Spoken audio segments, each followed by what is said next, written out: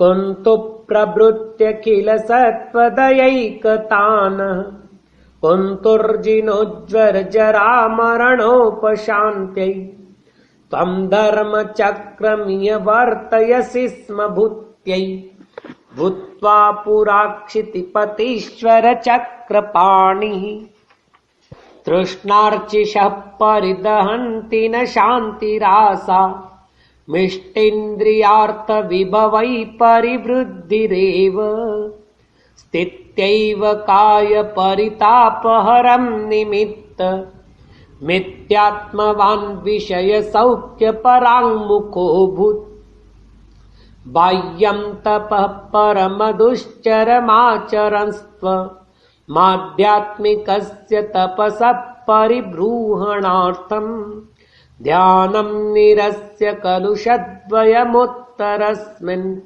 ध्यानद्वये ववृतिशेतिशयोपपन्ने हुत्वा स्वकर्म कटुकप्रकृतिश्च तस्त्रो रत्नत्रयातिशय तेजसि जातवीर्यः बभ्राजिषे सकलवेदविधिर्विनेता व्यभ्रेयता वियति दीप्तरुचिर्विवस्वान् यस्मान्मुनीन्द्र तव लोकपितामहाद्या विद्याविभूतिकणिकामपि नाप्नुवन्ति तस्माद्भवन्तमजमप्रतिमेयमार्याः स्तुत्यं स्तुवन्ति सुधियः स्वहितैकतानाः।